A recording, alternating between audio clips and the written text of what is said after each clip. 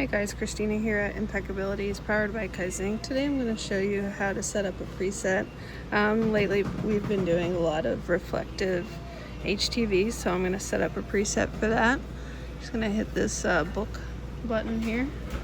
Then we're going to hit the plus to add a new one.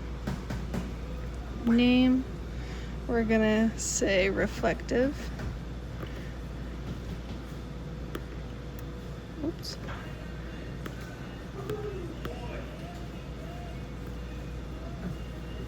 Strong for a hot minute. Yeah. Those are cool.